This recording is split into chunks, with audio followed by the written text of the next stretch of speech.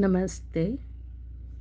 Subject Jawahar Navodaya Vidyalaya ಪ್ರವೇಶ ಪರೀಕ್ಷೆ ವಿಭಾಗ 2 ಗಣಿತ.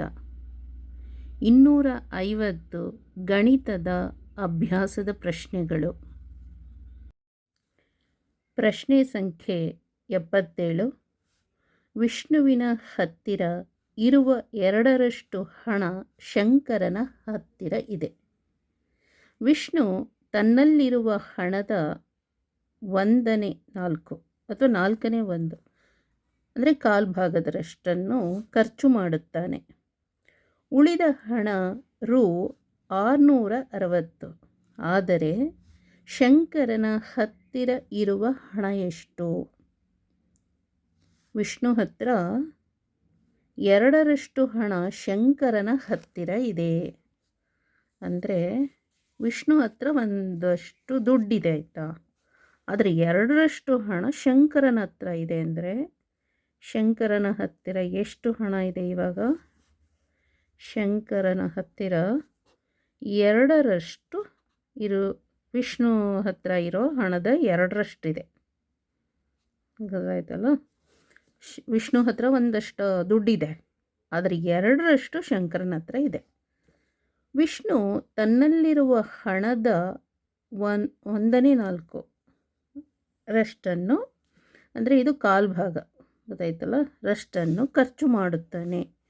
ಈಗ ವಿಷ್ಣು ಹತ್ರ ಒಂದಷ್ಟು ಹಣ ಇರುತ್ತೆ, ಗೊತ್ತಾಯ್ತಲ್ಲ.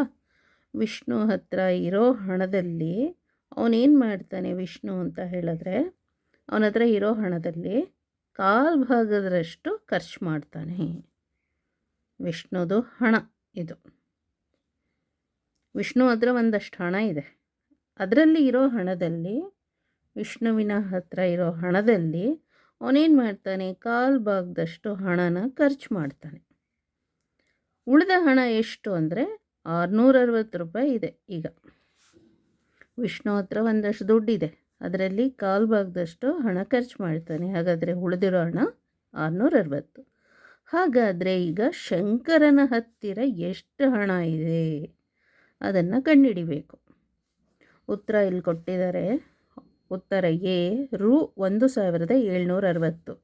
ಉತ್ತರ ಬಿ ರೂ. 1750. ಉತ್ತರ ಸಿ ರೂ. 1320. ಉತ್ತರ ಡಿ ರೂ. 1650.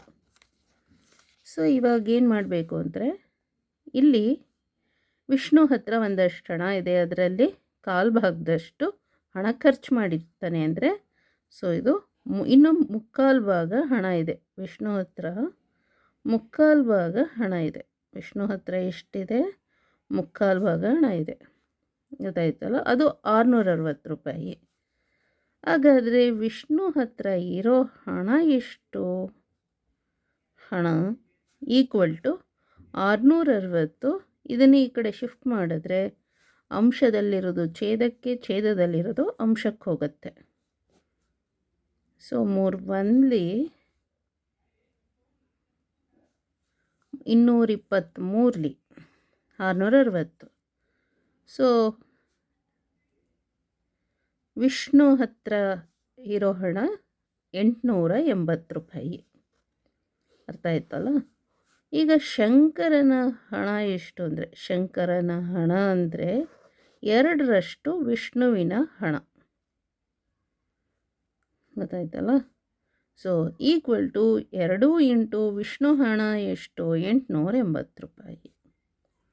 ಸೊ ಈಕ್ವಲ್ ಟು 2 0 0 2 8 14 6 ಒಂದಷ್ಟು 2 8 16 1 17. ಅಲ್ಲಿಗೆ ಶಂಕರನ ಹತ್ರ ಇರೋ ಹಣ ಎಷ್ಟು? 1760 ರೂಪಾಯಿ. ಸೊ ಉತ್ತರ ಎ, ಸರಿಯಾದ ಉತ್ತರ ಎ, ರೂ. 1760. ಇನ್ನೊಂದು ಸಲ, ಶಂಕರನ ಹತ್ರ ಎಷ್ಟು ಹಣ ಇದೆ ಅಂದರೆ, ವಿಷ್ಣು ಹತ್ರ ಇರೋ ಹಣದ 2ರಷ್ಟಿದೆ. ವಿಷ್ಣು ಹತ್ರ ಒಂದಷ್ಟು ಹಣ ಇದೆ, ಅದರಲ್ಲಿ ಕಾಲ್ಭಾಗದಷ್ಟು ಖರ್ಚು ಮಾಡಿಬಿಟ್ಟಿದ್ದಾನೆ. ಹಾಗಾದರೆ ಅವನ ಹತ್ರ ಈಗ ಉಳಿದಿರೋ ಹಣ 660 ರೂಪಾಯಿ. ಹಾಗಾದರೆ ವಿಷ್ಣು ಹತ್ರ ಎಷ್ಟಿತ್ತು ಹಣ ಅನ್ನೋದನ್ನು ಕಂಡುಹಿಡಿಬೇಕು ಅಂದರೆ, ವಿಷ್ಣು ತನ್ನ ಹತ್ರ ಇರೋ ಹಣದಲ್ಲಿ 1/4 ಭಾಗ ಖರ್ಚು ಮಾಡಿದ್ದಾನೆ ಅಂದರೆ ಇನ್ನು 3/4 ಭಾಗ ಉಳಿದಿದೆ, ಈಕ್ವಲ್ ಟು 660 ರೂಪಾಯಿ. ಈಗ ವಿಷ್ಣು ಹತ್ರ ಹಣ ಕಂಡುಹಿಡಿಬೇಕು ಅಂದರೆ ಎಷ್ಟು ಹಣ ಅವನ ಹತ್ರ ಮೊದಲಿದ್ದದ್ದು ಅಂದರೆ 620. ಇದನ್ನ ಈ ಕಡೆ ಶಿಫ್ಟ್ ಮಾಡಿದ್ರೆ 880 ರೂಪಾಯಿ. ಅಂದರೆ ಅವನ ಹತ್ರ ಮೊದಲಿದ್ದ ಹಣ 880 ರೂಪಾಯಿ. ಸೊ ಶಂಕರನ ಹತ್ರ ಇವಾಗ ಎಷ್ಟಿದೆ ಅಂದರೆ ವಿಷ್ಣು ಹತ್ರ ಇರೋ ಹಣದ 2ರಷ್ಟಿದೆ ಅಂದರೆ 1760 ರೂಪಾಯಿ. ಶಂಕರನ ಹತ್ರ ಇರೋ ಹಣ ಎಷ್ಟು ಅಂದರೆ ಉತ್ತರ ಎ ರು 1760 ರೂಪಾಯಿ.